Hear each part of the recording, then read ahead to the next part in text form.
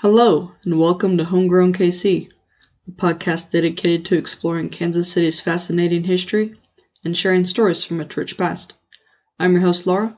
Join me today as we explore a piece of Kansas City's history.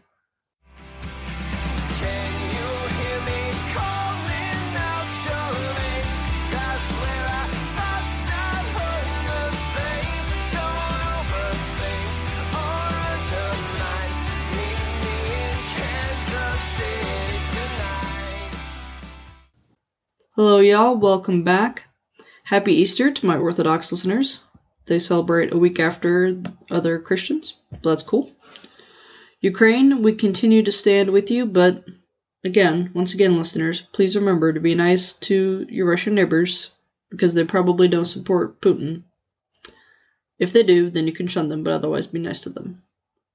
Thank you for joining me today. This is part 2 of episode 2, The Long Journey, of series 5, People of the Island. People of the Island is the translation for the traditional tribal name of the Wyandots. Please make sure to listen to part 1 of this topic and topic 1 of the series, The Evilisms. Topic 1 explores how imperialism and colonialism shaped Western European and American interactions with native and indigenous populations. Spoiler, not great. Part 1 talks about some of the early interactions between Wyandots and European settlers. So, a couple of things before we start. The traditional name of the Wyandots is Wyandotte or Wyandotte, and Wyandotte is the English version. I'm going to stick with Wyandotte because that's what they go by now. I also want to make it clear that this should in no way be considered a definitive history of these people. I am not an authority on Wyandotte history. They are their own authority. But I have a platform and a microphone, and I really want to lift up voices of marginalized groups and tell their stories, which is part of why I'm doing this. I was also honored and privileged to hand the microphone off to them, so to speak. I spoke with Second Chief Louis Salibi of the Wyandotte Nation of Kansas. That conversation is currently only available to my patron listeners. They're getting early access to it, but it will be available to everyone beginning June 1st.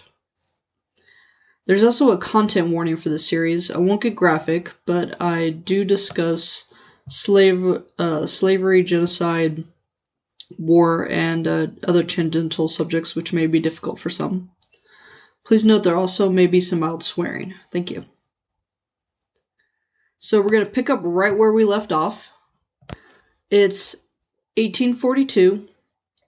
The Indian Removal Act has been around for 12 years. The Wyandots are the last group to be in Ohio, and they're like, no, we're not leaving. You promised us this land. We are staying here, damn it. But then one of their chiefs and his family was murdered, and it was so horrific that they're like, okay, that's it. I guess we're done. We're leaving. So in July 1843, they left. They traveled down the river, and they were promised land in, what's the area I'm thinking of? In Westport. They were promised a lot of land in Westport, but the boat they were on, the guy just sailed right past Westport, and he dropped them off in the West Bottoms in December of 1843. If y'all have listened to my episodes on the stockyards, you will know that the West Bottoms flooded a lot, like every year almost. Back then, before, they had figured out how to stop it from flooding so much with engineering. So that first winter, it really sucks. They're living out in these like tents and tarps, if that. 100 of their people die. But a few months later, spring of 1844, the Delaware, who the Wyandots had been friends with the Delaware up in Ohio, and the Delaware had already moved south. The Delaware were like, hey, we have some land on the other side of the river in Kansas. Do you want some? Yes, we do. Yes, please. Thank you. So the Delaware sold them some land. and they moved onto their land in 1844. The very first thing they did was establish their burial ground so they could bury their dead. It was, especially, you'll see when we talk with Chief Libby, the dead and taking care of the dead is really, really important to these guys. It's a sacred duty. They also built the first church and the first school in what would become the Kansas City area. In 1853, the Wyandots invited all of the neighboring tribes to what was Wyandotte City, and they agreed to create their own government, and they elected Wyandotte William Walker as the provisional governor. Documents verifying and certifying all of this were sent to Washington and rejected by Congress, of course. In 1855, just a couple years later, they... I don't know how else to describe this. It's just, it really sucks. Okay, so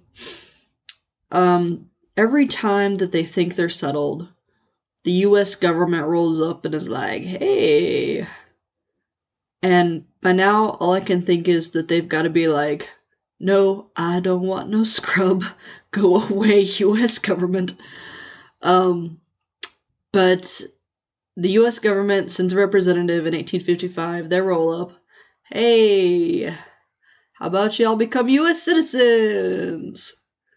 And give them, like, I don't know, a super short amount of time. I heard an hour to decide, but that might have been a slight exaggeration. You know, maybe they gave them a day to decide, yes or no, do you want to sign this treaty? So, finally they're like, well, okay, I guess. And they sign the treaty. They're no longer considered Wyandotte citizens. They're considered U.S. citizens. And that sucks, but it's about to get worse, as you'll see. So a lot of the families are like, we never wanted this. Why did you say yes? So finally, after a couple of years, in 1857, the tribe splits again. Some stay in Kansas, but, what was it? I think I read like 300 people are like, no, we are going to go to Oklahoma because we've been told, hey, we have all this land in Indian Territory. It's wide open. If you go south, we'll give it to you. Listeners, this is a lie. You know this. Indian Territory, what is now Oklahoma, is not wide open. This land is not freely available. The U.S. government has been pushing everybody into Oklahoma. There's probably no room left in Oklahoma. And it's still open to settlers. Have you ever seen the movie Far Away with Tom Cruise and Nicole Kidman? Made in 1992. It's one of his very few decent movies. Sorry, not a Tom Cruise fan. Love Nicole Kidman, though. She's one of my favorites. Anyways, at the very end of this movie, you see everyone racing across the prairie as fast as they can to plant their flag and claim their land. That's Oklahoma. That actually happened. So, here my notes say 1 to 200 people are like, no, sorry, we don't want to be U.S. citizens. Peace out. We're going to Oklahoma. And when they get there, guess what? There's no land. Are we surprised? No. So they talk to the Seneca, and the Seneca sell them about 20,000 acres. Skipping ahead just a tad, this land, aka a reservation, gets divided up into allotments among the 241 tribal members in 1893. So, also kind of backing up for a second, allotment is something that I'm going to detail for you in just a minute. This also happened to those folks who had stayed in Kansas and were like, yes, we'll be citizens. Okay, you're citizens now. You no longer live on a reservation. Here, we're going to divide up what was your reservation into portions for each family. Only the problem is, if you're a woman, you're not allowed to own land. And there's a lot of, like, single women or women head of households at the time.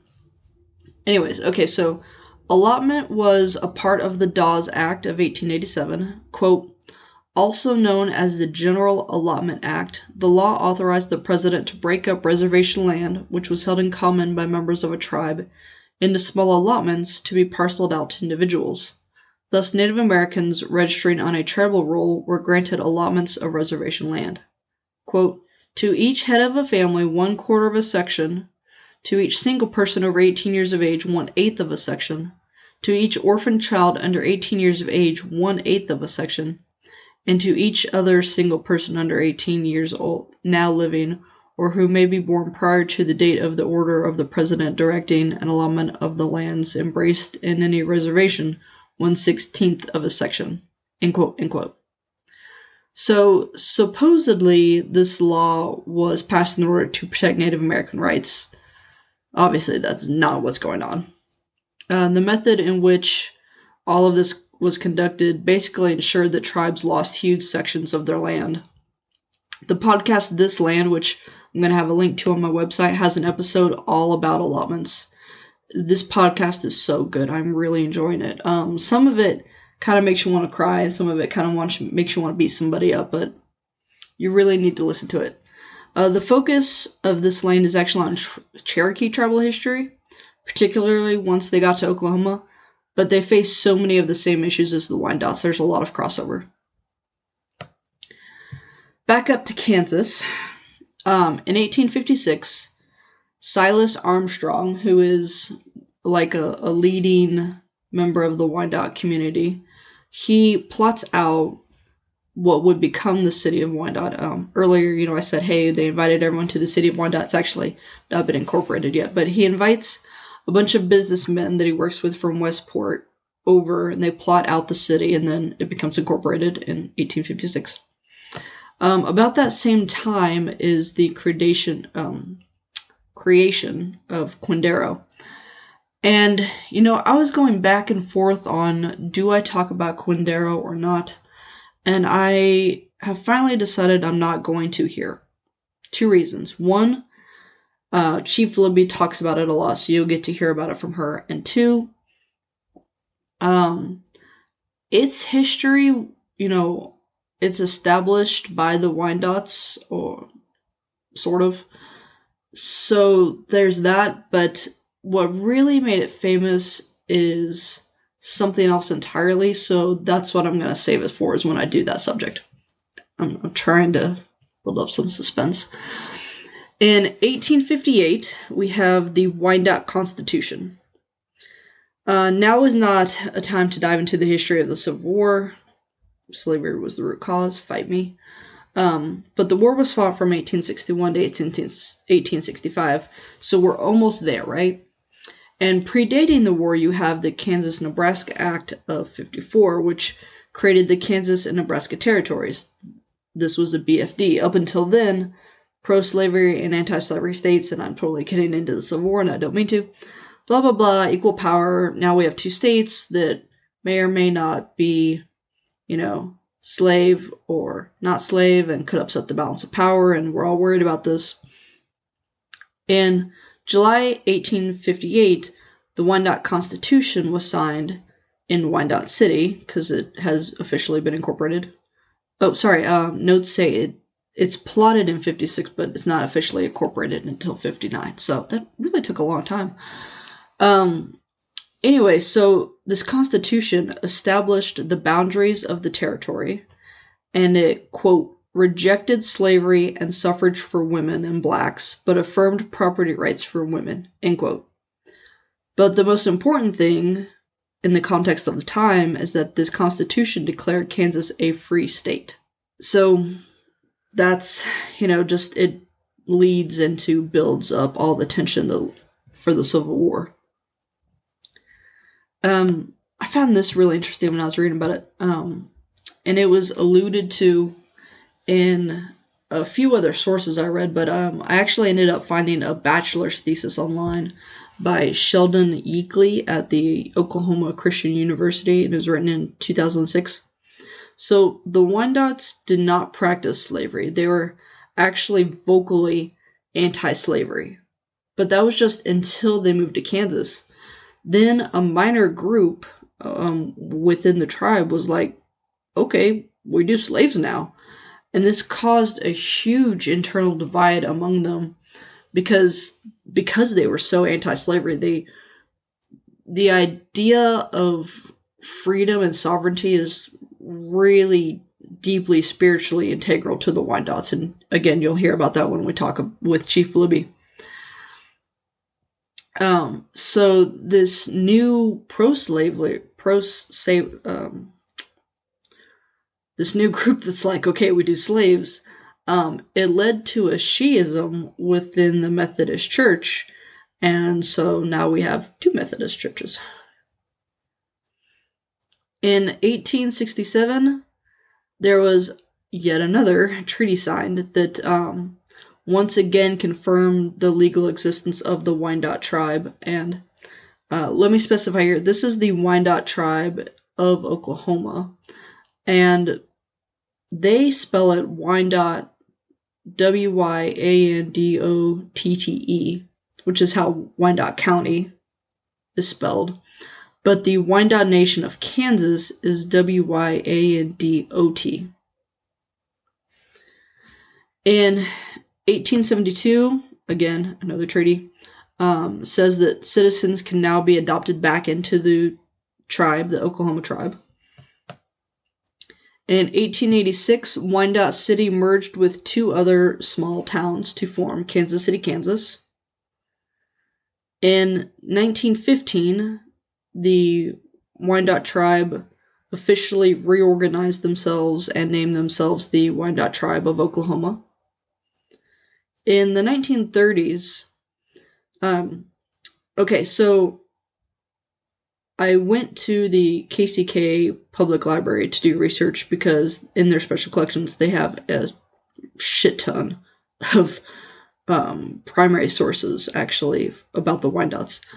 And that was all gathered by William Walker, who, remember I mentioned him a second ago, he helped establish the boundaries of Wyandotte City.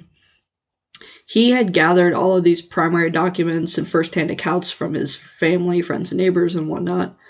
And then after he died, his daughter donated all of that to the Kansas City, Kansas School Board, who then donated it to the public library. And that all happened in the early 1930s. I mean, the donation part. In 1937, the Wyandotte Tribe of Oklahoma developed its own constitution. And in 1956, it took all this time. Congress is like, no, we don't recognize you. This is ridiculous. No longer recognizing Wyandotte as a federal tribe. In 1999, if you're noticing there's some big gaps here, there's not a lot of information on what anybody's doing in the 1900s. I think they're just normal people and they're just living their lives. But in 1999, this is cool. We have the Wyandotte Confederacy.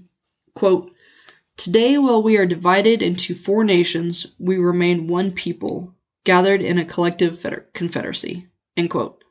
So, the tribe of Oklahoma, the tribe of Kansas, those who had stayed in Sandusky, and even those who had stayed in Quebec, they all met up and they're like, yo, we're all Wyandotte? Yeah, okay.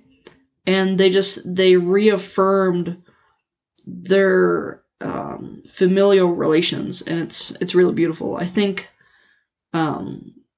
Chief Libby talks a little bit about that as well. And then 2003.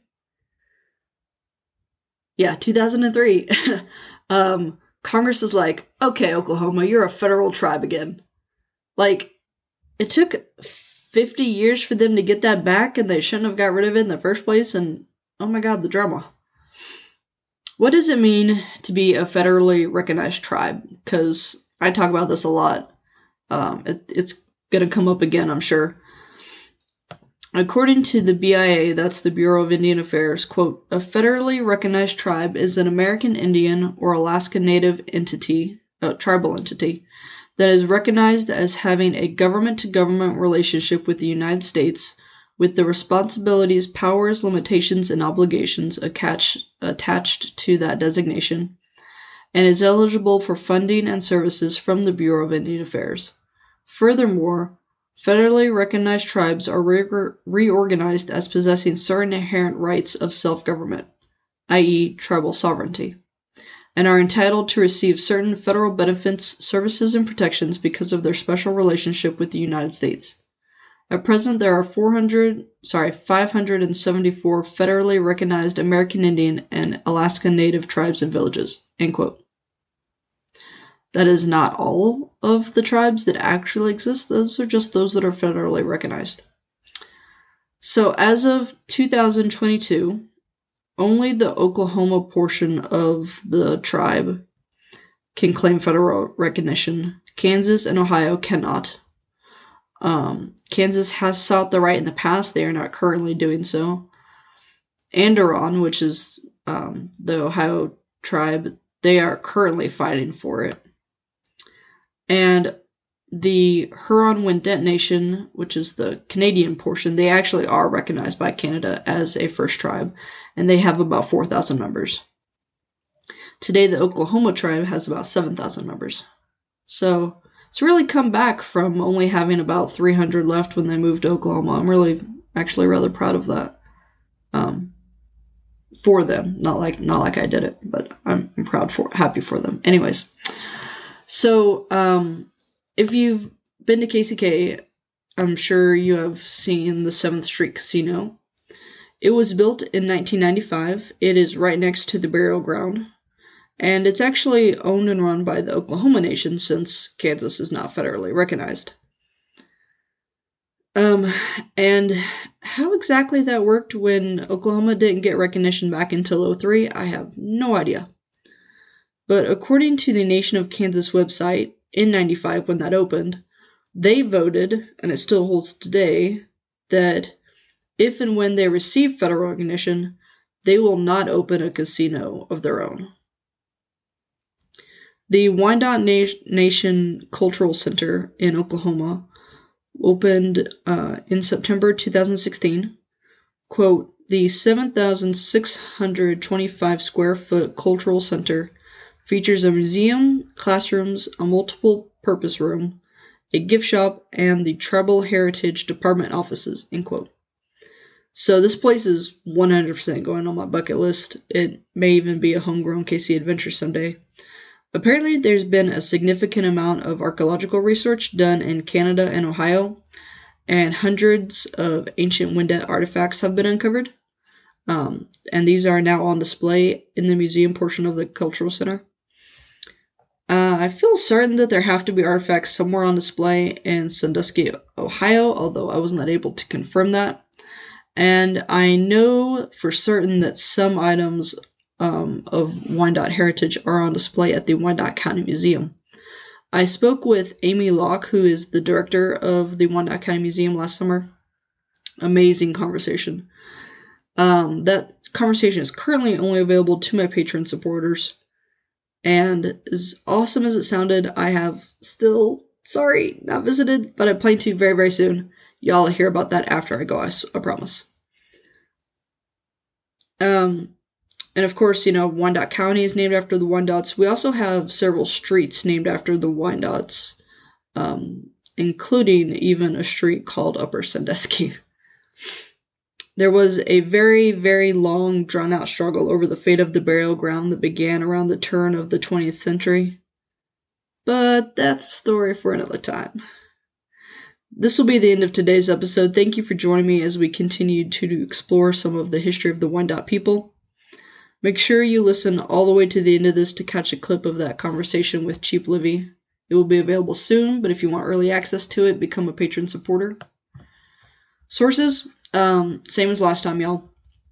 I did research at the special collections of the KC Library, the KCK Library. I watched a YouTube video that the KCK Library had put together. It was a discussion between Wyandots Nation of Kansas archivist John Nichols, and Kansas Studies Institute Director Ty Edwards. That's the link for that is going to be on my website. The links to all 4 Wyandots Nation websites will be on my website. And a link to the podcast, This Place, will be on my website. I forgot to mention it in part 1. I did mention it when I talked about evilisms, in that topic, evilisms. There's another podcast by the, Indigenous people, hold on, I need to find that name. Okay, the podcast is called Uprooted, and it's by the Indigenous Foundation. There we go. Still haven't tried out this podcast because I've been so consumed by listening to this land. But I'm going to have links to the Indigenous Foundation's website and Instagram on my website, and a link to their podcast. They've put out really phenomenal stuff about the issues that Native Americans and First Nations face. If you haven't heard the news, and by now you really should have, I'm going to have a booth at the First City History Festival in Leavenworth, Kansas on Saturday, April 30th. I'm super excited. I hope that you'll stop by if you live in the area and say hi to me. And I hope you'll consider becoming a financial supporter of the show. There's a few ways you can do so. You can subscribe to patreon.com/homegrownkc or redcircle.com/homegrownkc. Or you can give a one-time donation at Red Circle or at Ko-fi.com. That's ko-fi.com/homegrownkc. You can give as little or as much as you want. You'll be charged on the day that you sign up, and then on the 1st of every month afterwards. If you become a patron supporter, you get an item from the merchandise store valued at $5 or less, a shout out on each show, and on each social media post. So thank you, Bjorn, Joan, and Gina, for your continued support. And you get access to exclusive bonus episodes featuring local historians, archivists, and museum experts. An example of that you can listen to right now is Redlined KC, which is about the Redlined exhibit at the Johnson County Museum, and I spoke with Andrew Gustafson. Another example is the episode with Chief Libby. Right now, patrons have early access to it. It'll be available to everyone in June.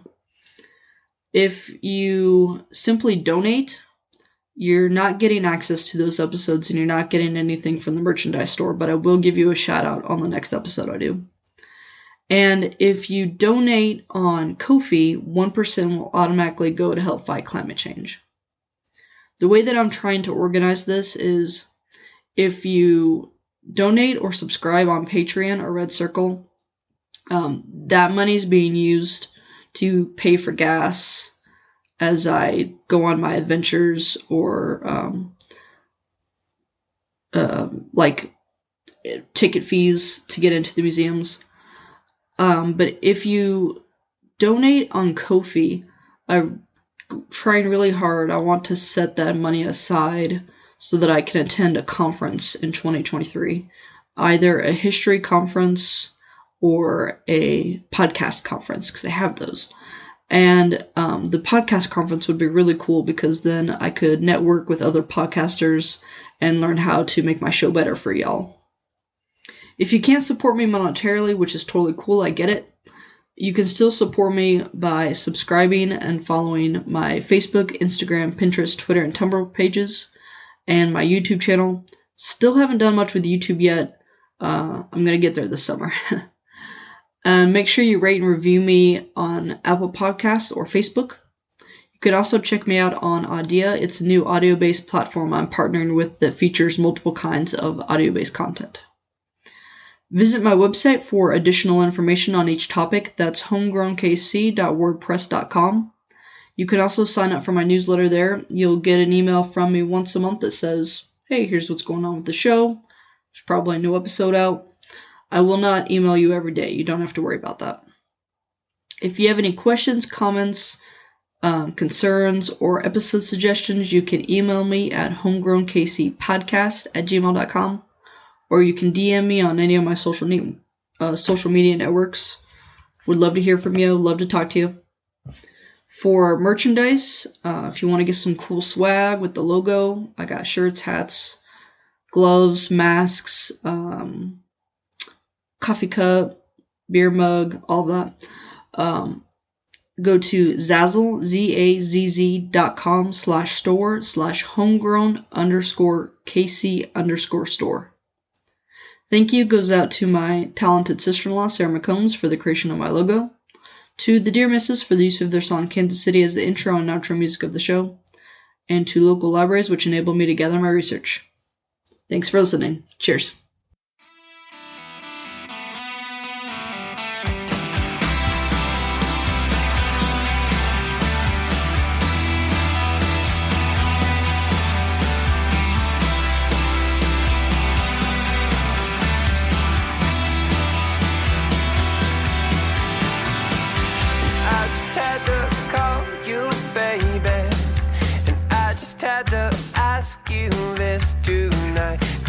Seem to shake this feeling, and I can't seem to get you off my mind.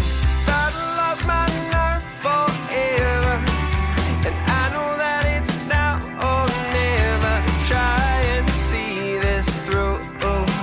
Tie loose ends up with a bow and start anew. We could talk through the nights on the phone, but we toss and we turn all alone, and we both know that that's not the way we roll. Can you hear me calling out your name? 'Cause I swear I thought I'd heard the same. So don't overthink or undermine. Meet me in Kansas City tonight.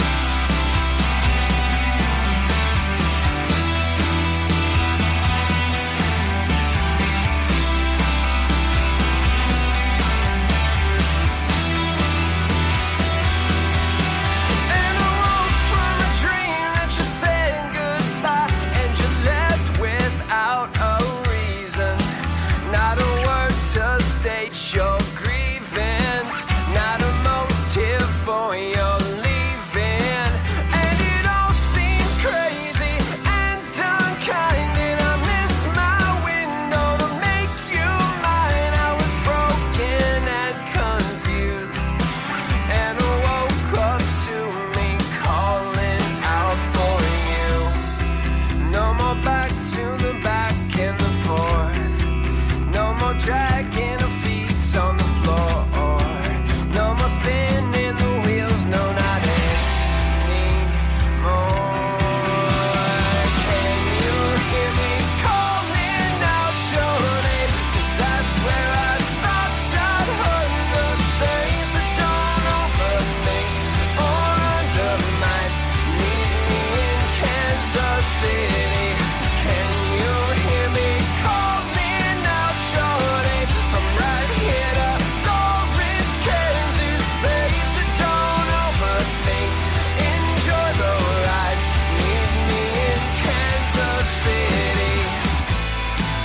I am outside on the street, so come back to where you showed me how to light up this town. You restored my hopes with ease, and the city begs you to show me now. So come back to town, come back home.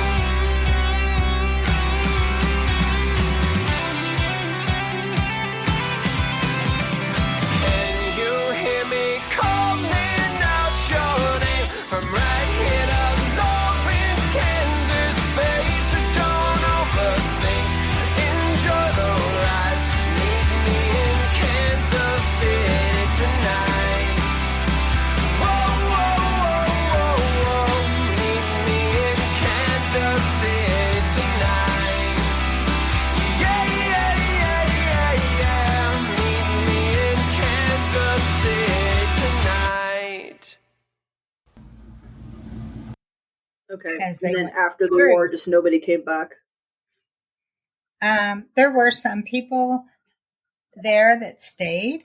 Like I said, there were, I don't know if it was 14, 17 families that stayed, and still to this day, there's, I think maybe 5 families that are still there, the generations.